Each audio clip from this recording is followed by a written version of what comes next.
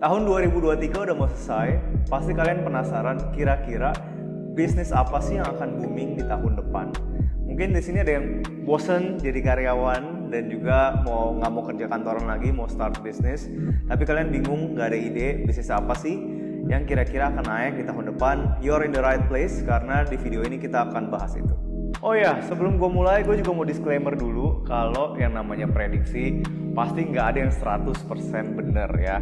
The tentacled sea creature has correctly picked the winner of all of Germany's World Cup matches so far.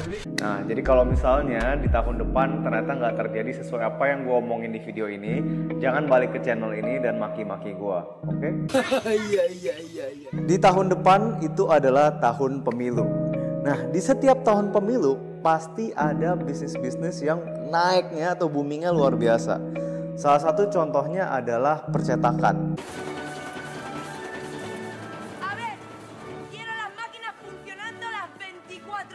Nah, di mana temen gue punya bisnis percetakan dari mulai tahun ini aja itu sudah banyak orderannya. Numpuk karena caleg-caleg itu kan pasti butuh bahan promosi kan untuk dia bisa nyetak brosurnya atau misalnya nyetak spanduk dan lain-lain ya. Jadi percetakan pasti akan booming banget dari tahun ini 2023 sampai tahun di 2024. Selain percetakan brosur, spanduk dan lain-lain, kaos juga akan banyak ya. Demand kaos atau cetak kaos yang ada muka calegnya gitu ya atau muka calon presiden itu juga pasti akan rame. Selain percetakannya naik, bisnis yang lain yang juga akan kedampak positif karena pemilu adalah pengiriman logistik ya. Kan barang-barang yang dicetak itu harus didistribusiin ke kota-kota selain kota Jakarta misalnya. Nah, itu akan berdampak positif sama bisnis logistik atau pengiriman. Jadi pengiriman barang ke daerah-daerah itu juga pasti demand-nya akan meningkat. Ini juga sudah dikonfirmasi sama temen gue yang bisnisnya di bidang logistik atau pengiriman barang. Berikutnya menurut gue yang bakal naik juga di tahun pemilu adalah agensi iklan dan agensi branding. Karena kan pasti iklan-iklan TV, billboard itu akan banyak banget ya tentang capres, tentang caleg gitu ya. Nah, itu akan meningkatkan permintaan dari agensi iklan dan juga agensi branding. Apalagi kalau misalnya agensi brandingnya itu bisa bantu untuk personal branding. Pasti kan banyak banget ya orang-orang yang mau pencitraan di tahun 2024. Nah, ini demand-nya akan bagus banget. Teman-teman yang bisa bantu untuk personal branding, untuk iklan, itu juga pasti akan sangat diuntungkan dengan tahun pemilu. Selain tahun pemilu di Indonesia, yang gue lihat tren yang ada di global, bisnis secara global adalah tren bisnis AI. Itu juga akan makin hot di tahun depan. Menurut gue AI benar-benar changing the game of business banget. Dimana dulu misalnya bisnis content marketing, orang scripting butuh waktu lama gitu ya, mungkin berapa jam. Sekarang tinggal pakai ChatGPT atau misalnya Bard, kita tulis topik apa, mau bikin video apa, tulis skripnya, akan keluar dalam hitungan detik. Segampang itu. Atau misalnya bikin video company profile. Dulu butuh waktu dan juga uang yang cukup banyak untuk bikin video company profile. Sekarang itu sudah bisa dilakukan pakai AI. Contoh video company yang ada di website gua aja, video company profile, itu dibikinnya pakai AI namanya Synthesia.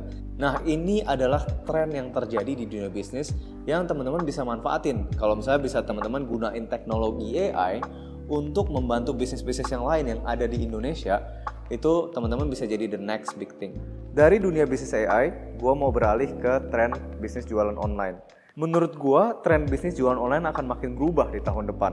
Kenapa? Karena biaya jualan online, buat teman-teman yang jualan online pasti tahu, biaya jualan online makin lama itu bukan makin murah, tapi makin mahal.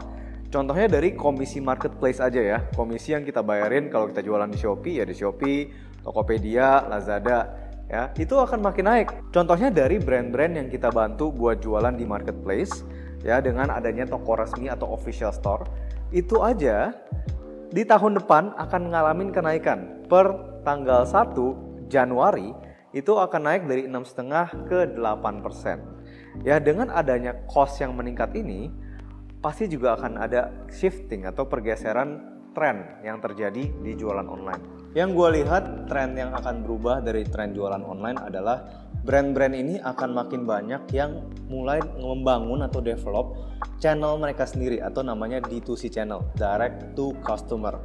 Nah, Direct to customer channelnya ini adalah website mereka untuk mereka bisa berjualan di online. Jadi mereka nggak akan terlalu tergantung sama marketplace seperti yang di Shopee, Lazada, Tokopedia, dan lain-lain. Mereka nggak akan tergantung sama traffic yang ada di marketplace itu, supaya mereka nggak bayarin komisi makin gede. Nah, jadi kalau teman-teman punya bisnis ya, yang bisa naikin traffic ke websitenya dari brand tersebut untuk dijualan online itu, teman-teman juga pasti akan mengalami peningkatan demand yang tinggi karena biaya marketplace makin mahal. Jadi itu prediksi gue tentang tren bisnis yang akan terjadi di tahun depan. Kalau misalnya teman-teman punya pendapat lain, boleh yuk tulis di kolom komentar. Kira-kira apa sih bisnis yang akan booming di tahun depan, supaya kita bisa sama-sama belajar juga. As always, semoga konten ini berguna. Kalau iya, boleh subscribe dan juga nyalain loncengnya untuk konten bisnis dan investasi kayak gini. Gue selalu support lu dan doain lu sukses. See you in the next one.